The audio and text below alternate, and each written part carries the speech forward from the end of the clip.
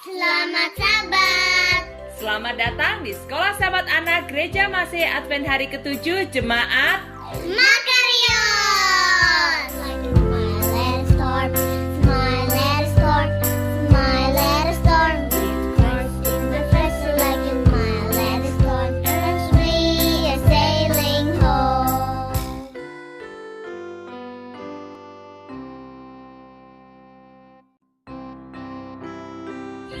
Selamat teman-teman. Berita Mission dibawakan oleh Aunty Majesty. Untuk kelas anak-anak dibawakan oleh Aunty Virgi. Yuk kita mulai ibadahnya, tapi ingat duduk yang manis, jangan lari-lari, jangan main handphone. Selamat beribadah. Kita mulai sekolah sahabat dengan doa buka. Sikap doa yang baik ya teman-teman. Mari kita berdoa. Tuhan Yesus, kita memulai sekolah sahabat kita. Pimpin kami supaya kita anak baik bisa dengarkan ibadahnya.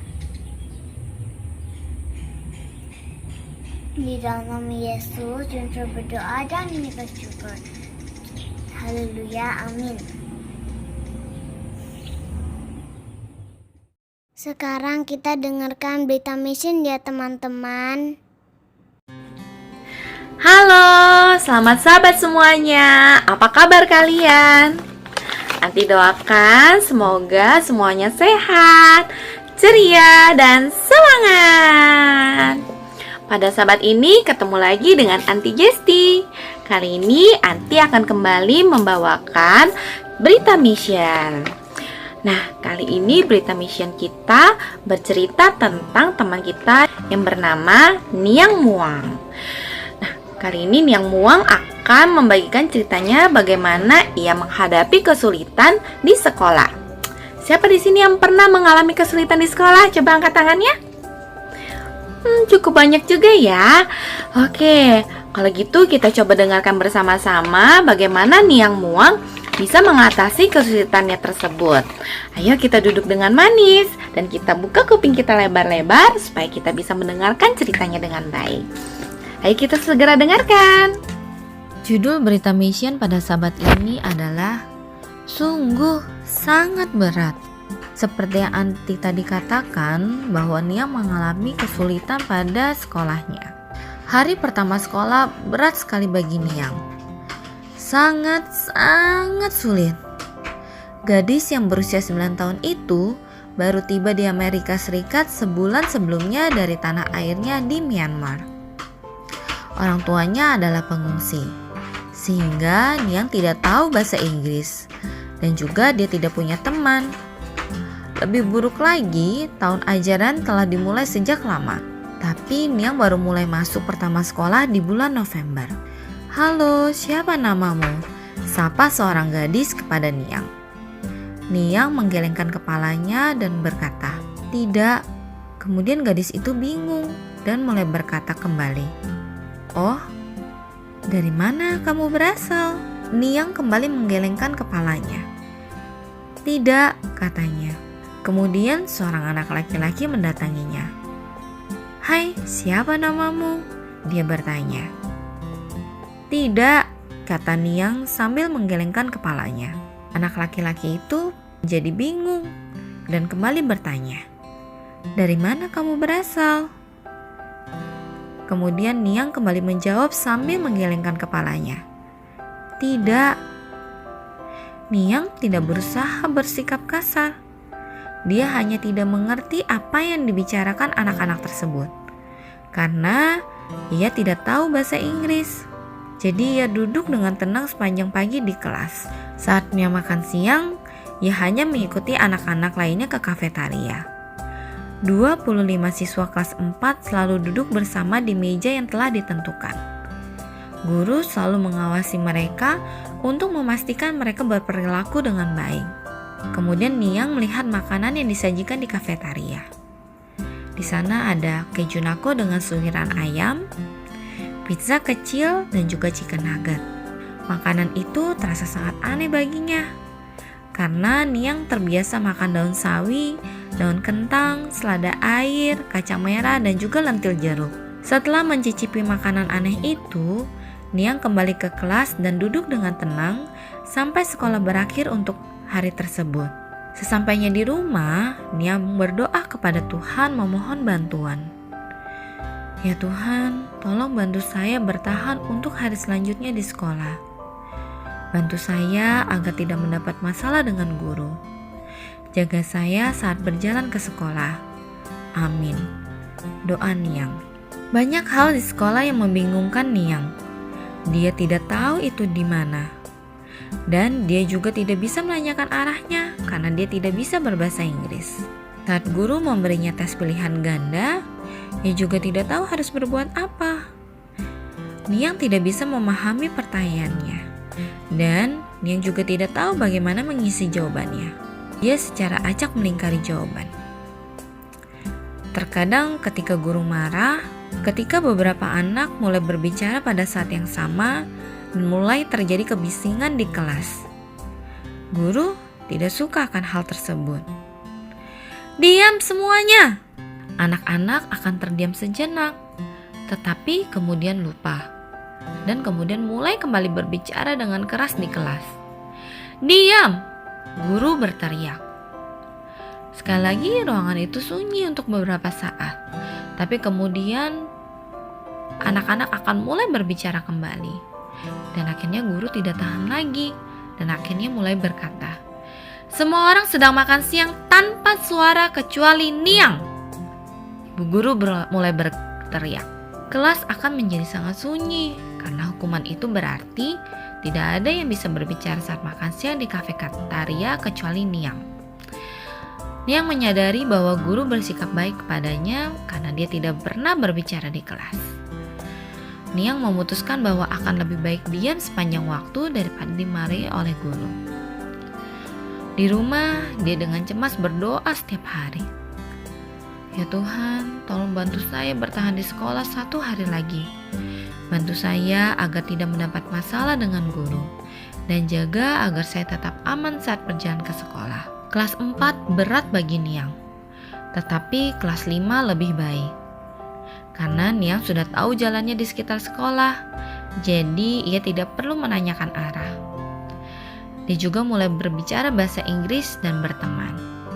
Siapa namamu? Seorang gadis bertanya kepada Niang. Namaku Niang, jawab Niang dengan senyum malu-malu. Dia mengerti pertanyaannya. Oh, dari mana asalmu? Kata gadis itu. Kemudian Niang berkata, saya dari Burma, yang juga disebut Myanmar. Gadis itu menganggukkan kepalanya. Dia telah mendengar tentang negara itu. Beberapa anak pengungsi lainnya dari Myanmar juga belajar di sekolah mereka. Oh, oke, katanya. Apakah kau mau bermain? Niang merasa senang karena ia mulai menyesuaikan diri. Ia bahkan merasa lebih bahagia di kelas 7. Ia dapat pindah dari sekolah umum ke sekolah Masahi Advent hari ke-7 berkat uang dari persembahan Sabat ke-13, di mana persembahan tersebut untuk membantu para pengungsi di Amerika Serikat dan Kanada. Niang senang belajar dengan guru yang baik yang tidak pernah berteriak. Niang berterima kasih kepada Tuhan dalam doa hariannya. Ya Tuhan, terima kasih banyak karena telah membantu saya mempelajari bahasa baru ini dan merawat saya serta membantu kami mengatasi kesulitan sedikit demi sedikit. Doanya. Bagian dari persembahan Sabat ke-13 triwulan ini akan membantu lebih banyak anak-anak pengungsi seperti Niang belajar di sekolah Advent. Terima kasih kepada teman-teman telah merencanakan persembahan yang murah hati. Demikian berita mission kita pada Sabat ini. Semoga berita mission ini bisa mengajarkan kita bagaimana menyelesaikan masalah dengan baik, yaitu berdoa dan juga berusaha untuk bersikap jauh lebih baik lagi. Terima kasih teman-teman sudah mendengarkan dengan baik. Selamat Sabat semuanya. Tuhan Yesus memberkati.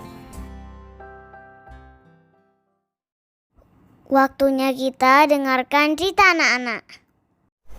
Halo, selamat sahabat. Ketemu lagi sama Aunty Virgi. Sahabat ini, Aunty Virgi akan membawakan pelajaran untuk kelas kinder dan beginner. Nah, pelajaran kita tentang 10 hukum. Ayat hafalan itu terdapat dalam Keluaran 19 ayat 8. Siapa yang sudah hafal ayat hafalan? Keluaran 19 ayat 8. Segala yang difirmankan Tuhan akan kami lakukan. Oke, kita dengarkan sama-sama ceritanya ya. Apakah kamu memiliki beberapa peraturan di rumah? Peraturan seperti tidak makan di antara jam makan atau membereskan mainanmu? Peraturan menolong kita, itu juga menolong bangsa Israel. Orang Israel masih berada di padang gurun. Sudah sekitar 3 bulan sejak mereka meninggalkan Mesir. Mereka berkemah di samping sebuah gunung waktu Allah mengatakan pada Musa bahwa Dia memiliki sesuatu yang sangat penting yang ingin dikatakan pada umatnya. Allah menjanjikan Musa bahwa jikalau orang Israel mau mengikuti perintahnya, mereka akan hidup lebih bahagia dan lebih sehat. Dia akan memberkati mereka, dan orang-orang dari negeri lain akan melihat betapa besar kasih Allah kepada mereka, dan mereka juga akan mencari tahu tentang Allah. Semua orang berjanji, kami akan melakukan semuanya yang Allah firmankan. Musa adalah yang mengatakan pada orang-orang bahwa Allah ingin berbicara dengan mereka.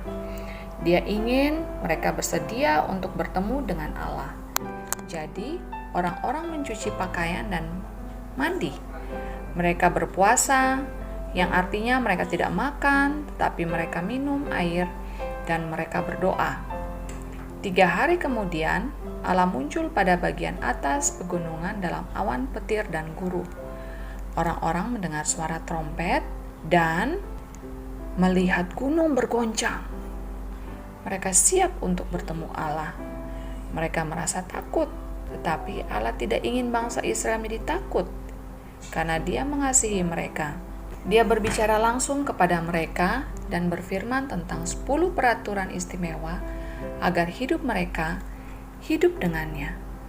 Kita menyebut peraturan itu dengan 10 hukum Allah. Inilah dia. 1. Kasihilah Allah sebagai yang terutama dan jangan mengasihi benda lain atau orang lain lebih daripada Allah. 2. Beribadalah hanya kepada Allah. Kalian tidak memerlukan berhala ataupun benda untuk dilihat, untuk berbakti padanya.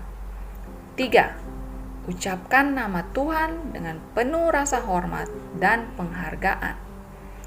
4. Buatlah Sabat sebagai hari kesucian dan hari yang istimewa. Habiskan selalu hari itu bersama Allah tiap minggunya. 5. Perlakukan kedua orang tuamu dengan penuh rasa hormat dan penurutan. 6. Hidup orang lain itu penting. Jangan membenci atau menyakiti orang lain. Bersikap pedulilah pada mereka yang membutuhkan dan terluka. 7. Setialah kepada orang yang kalian nikahi. 8. Jangan mengambil benda-benda yang bukan milikmu. 9. Selalu mengatakan kebenaran. 10. Selalu gembira dengan apa yang kalian miliki. Jangan menginginkan benda-benda milik orang lain. Kemudian Allah memerintahkan Musa untuk naik ke atas gunung. Di sana Allah menulis ke-10 peraturan yang penting itu untuk hidup bahagia pada kedua loh batu. Allah tidak menggunakan pensil atau pena. Dia menuliskan pada kedua loh batu itu dengan jari-jari tangannya. Peraturan itu menarik untuk saya. Apakah kamu merasakan juga? Hukum itu mengatakan agar kita mengasihi Allah dan mengasihi sesama. Allah memberikan kita peraturan untuk dihidupkan karena Dia mengasihi kita. Dia berjanji jika kita menuruti semuanya, kita akan berbahagia. Sewaktu kita menuruti Allah dan hidup sesuai dengan keinginannya, kita sedang berbakti padanya. Dia akan menolong kita untuk menurutinya. Mari kita selalu bersyukur padanya karena menunjukkan pada kita bahwa untuk hidup, bagaimana untuk hidup dengan benar. Oke, terima kasih. Cerita kita sudah selesai pada sahabat ini. Halo, selamat hari Sabat anak-anak. Oke, ini sudah Sabat yang terakhir ya. Sabat ini Mem Iren akan ajarkan ayat hafalannya. Terdapat dalam Keluaran 19 ayat 8. Ayo kita lakukan bersama-sama. Keluaran 19 ayat 8. Segala yang difirmankan Tuhan akan kami lakukan. Oke, sekali lagi ya. Ayo. Keluaran 19 ayat 8. Segala yang difirmankan Tuhan akan kami lakukan. Oke, anak-anak, Tuhan berkati semuanya. Teman-teman, ayo kita dengarkan lagu pujian.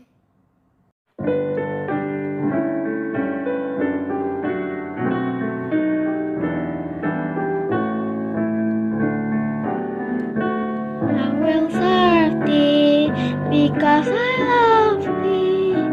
You have given life to me. I was nothing before you found me. You have given life to me.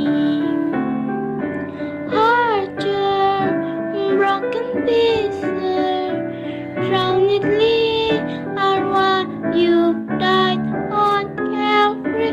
Your death was what I long for. You have given life to me. Aku ingin mengikut Tuhan sepanjang jalan hidupku, dalam suka dan dalam duka, ku kan puji namanya. Suci, suci namanya, kasihnya sangatlah mulia. Dosaku tak diampuninya, sungguh besar kuasanya. Suci, suci namanya, kasihnya sangatlah mulia. Dosaku telah diampuninya, sungguh besar kuasanya. Kita akhiri sekolah Sabat dengan doa tutup ya teman-teman. Sikap doa yang baik. Mari kita berdoa. Tuhan Yesus, terima kasih sudah pimpin kami. Sekarang kami mau tutup sekolah Sabat. Tuhan, dalam nama Yesus kami sudah berdoa dan ucap syukur. Haleluya, amin.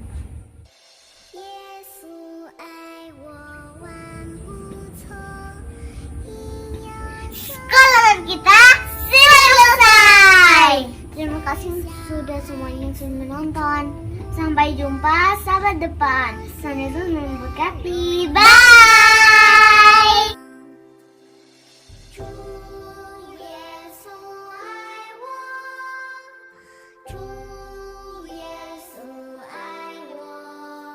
Terima kasih kepada Joanna, Elisheba, Raisa, Aunty Majesty, Aunty Virgi.